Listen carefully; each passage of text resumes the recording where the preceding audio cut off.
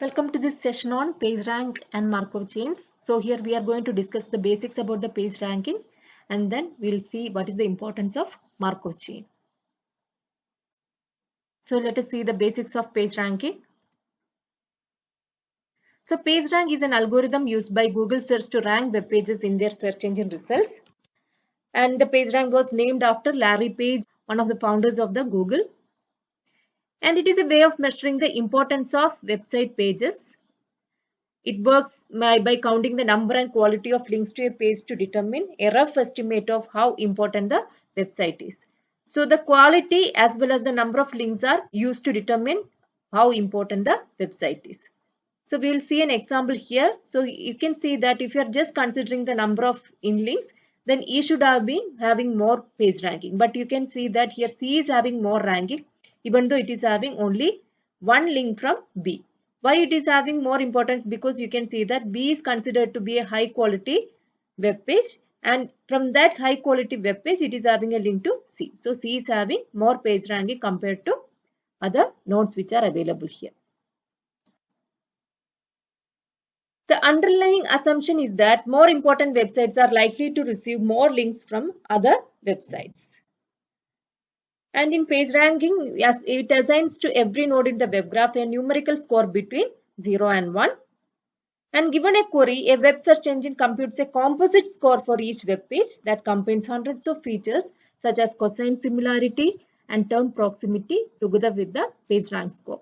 So for ranking purpose, we are going to have a composite score which is a combination of different features together with the PageRank score. Now let us move on to PageRank scoring. Consider a random surfer who begins at a web page, and this web page will be a node on the web graph and executes a random walk on the web as follows. So initially you can see that the surfer will be selecting any node at random. At each time step, the surfer proceeds from the current page to a randomly chosen web page that it hyperlinks to equiprobably. We can see an example here. So you can see that we have a node A and which is connected to node B, C and D. So each of these nodes are web pages. So A, B, C, D are representing the web pages. So from A, we can go to either B or C or D. So with equal probability, A can visit any of these nodes. So since here we are having 3 nodes, so you can see that the probability of visiting B, it is 1 by 3, probability of visiting C, it is 1 by 3 and probability of visiting D, it is 1 by 3. And in the steady state, each page have a long-term visit rate. Use this as the page score. Nodes with many links coming from other frequently visited nodes are visited often. So you can see that some nodes will be having more importance and it will be visited often and it will be having high page rank score. Now what if the current location of the server has no outlinks? You can see that the web is full of dead ends. Now random walk can get stuck at dead ends. See these examples. You can see that here this node C, it is having 3 incoming links, but it is not having any outgoing links. So in that case, what can be done? To address this, teleport operation is added to the web surfer. So let us see what is teleport operation. In the teleport operation, the surfer jumps from a node to any other node in the web graph. So if it is a dead end, then surfer will be selecting any node randomly and it will be jumping to that particular node.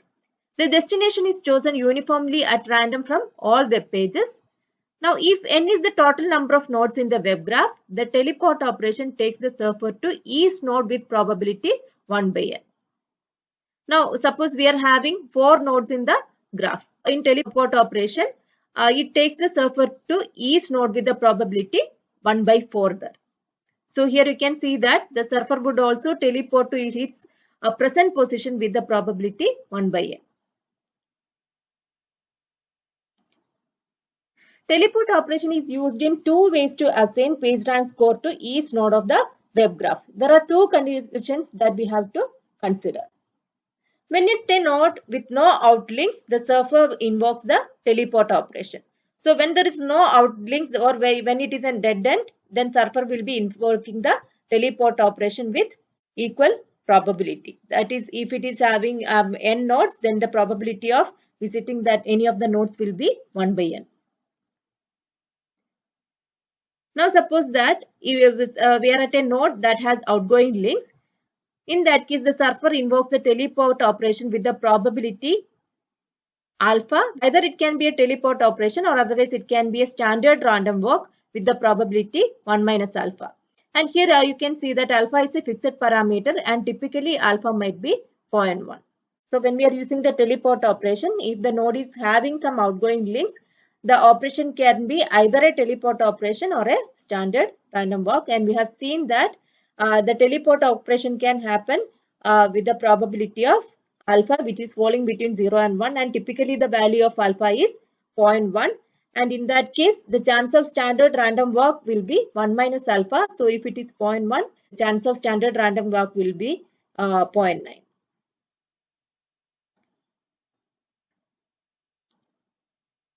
Now let us see the role of Markov chain in the PageRank computation. So initially, let us see some basics about the Markov chain. It is a discrete time stochastic process, a process that occurs in a series of time steps in each of which a random choice is made. So in a Markov chain, it consists of n states and each web page corresponds to a state here. And there is a transition probability matrix, n by n transition probability matrix P, each of whose entries is in the interval 0 and 1. The entries in each row of P will add up to 1 as well. And you can see that the Markov chain can be in one of the n at any given time step. Now let us consider two states I and j, which is part of the total number of states. The entry Pij tells us the probability that the state at the next time step is j, conditioned on the current state being I. So suppose the current state is I, what is the probability that the next state is j? So that is the entry Pij. Each entry Pij is known as a transition probability and depends only on the current state I, and this is known as the Markov property. So you can see that at any point of time, the next state j depends only on the current state and it is not going to depend on the previous states. So by the Markov property, for every ij, Pij will be falling between 0 and 1, and for every I, sigma I equal to 1 to n, Pij is equal to 1. So we have seen that the row value will be summing up to 1.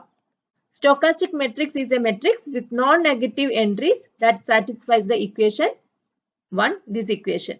That is, for every I, sigma I is equal to 1 to capital N, Pij is equal to 1. A key property of the stochastic matrix is that it has a principal left eigenvector corresponding to its largest eigenvalue, which is 1. So the probability distribution of next states for a Markov chain depends only on the current state and not on how the Markov chain arrived at the current state. So it is the memoryless property. Now let us see an example. So you can see a web graph here. So here there is a node A, B and C. So you can see that from node A, we can go to either B or C with probability 0.5. And from node B, it can go to node A with the probability 1. And from node C, it can go to node A with probability 1. Now let us see the transition probability matrix P for this particular web graph. So as we have seen, from node A, it is not possible to visit node A. So you can see that the first entry will be 0. So from node A, it can visit to B with 0.5. And from node A, it can visit to C with probability 0.5. So next, let us consider B. From B, it can go to node A with probability 1. It cannot go to node B. It is not possible to go to node C. Now in C also, C can visit node A with probability 1. C cannot visit B and C is not visiting C itself. So this is the transition probability matrix. Now let us see random surfers and Markov chain. A random surfer on a web graph can be viewed as a Markov chain. And each state represents one web page. Each transition probability represents the probability of moving from one page to another. Teleport operation contributes to these probabilities. Now, transition probability P can be derived from the adjacency matrix A of the web graph. Now, what is adjacency matrix? The adjacency matrix A of the web graph is defined as follows. If there is a hyperlink from page I to page J, then Aij will be equal to 1. Otherwise, Aij is equal to 0. So, if there is a link connecting the node I and J, then the entry will be equal to 1. Otherwise, it will be equal to 0. Now, let us see the same example. So, here you can see that A can move to B and A can move to C. So, we will be having 2 1 entries in the first row. So, A can move to B and A can move to C. In the second case, B can visit A, but B cannot visit B and B cannot visit C. So, 1 0 0. In the case of C, you can see that C can visit A, but C cannot visit B and C cannot visit C itself. So, it is 1 0 0. This is the adjacency matrix for this graph. Now, deriving the transition probability matrix P from adjacency matrix. So, we will be given an adjacency matrix A, and from that we have to calculate the transition probability matrix. Now, we have seen that in the adjacency matrix, we will be having only entries 1. So, based on the entries in the adjacency matrix, we can calculate the transition probability matrix. So, if a row of A has no ones, that is, that particular node is not having any link with any other node, in that case, then divide each element by 1 by n. For all other rows, proceed as follows. Divide each one in A by the number of ones in its row. Suppose that we are having a row with 3 ones. Then each of them is replaced by 1 by 3. And after dividing it with the number of ones in its row, multiply the resulting matrix by 1 minus alpha. Then add alpha by n to every entry of the resulting matrix to obtain P. Now let us see computing transition probability matrix P with teleportation. Let us see an example.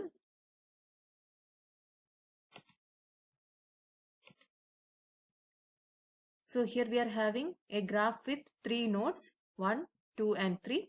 So here you can see that node 1 is connected to 2 and 2 is connected to 3 as well as 1 and 3 is connected to 2. So initially we have to create the adjacency matrix. So from this graph we can derive the adjacency matrix. You can see that node 1 is connected to 2 and node 1 is not connected to 3. Since there is no connection from node 1 to 1, the first entry will be 0. There is a connection from 1 to 2, so here it will be 1. And there is no connection from 1 to 3, so here the entry will be 0. And this is the row corresponding to node 1. Now let us consider node 2. So node 2, if you are considering, you can see that there is a connection to 1 as well as there is a connection to 3. So we are having the entries 1, 0, 1. If you are considering node 3, you can see that there is a connection to 2. It is not connected to node 1 and it is not connected to itself. So the entries will be 0, 1, 0. So the first row corresponds to node 1 and the second row corresponds to node 2 and the third row corresponds to node 3. So initially let us consider that there is no teleportation and alpha is equal to 0. So as we have seen, we are actually normalizing the value. In the first row you can see that there is only a single 1. So it is already normalized. So we will be having an entry 0, 1, 0 in the first row. If you are considering the second row, we are having 2 1s. So each of these entries will be divided by 2. So here you can see that the first entry will be divided by 2 and the last entry will be divided by 2. So we will have the probabilities 0.5, 0, 0.5 and last row, if you are considering for the node 3, you can see that it is already in the normalized format. So we will be having the entries 0, 1, 0 itself. So this is the probability matrix, transition probability matrix when alpha is equal to 0. Now let us consider with teleportation and assume that alpha is equal to 0.5. So we have to calculate the probability for each node 1, 2 and 3. So let us consider node 1 initially. So probability of 1 comma star, it is equal to 1 minus alpha into 0, 1, 0 plus alpha into 1 by n, 1 by n, 1 by n. So if you are calculating it, you can see that alpha is 0.5. So 1 minus alpha will be equal to 0.5 itself. 0.5 into 0, 1, 0 plus 0.5 into, since n is equal to 3, we are having 3 states, 3 nodes are there. So 1 by 3, 1 by 3, 1 by 3. If you are calculating the value, we will be getting 1 by 6, 2 by 3, 1 by 6. So similarly, we can calculate for the node 2 and node 3.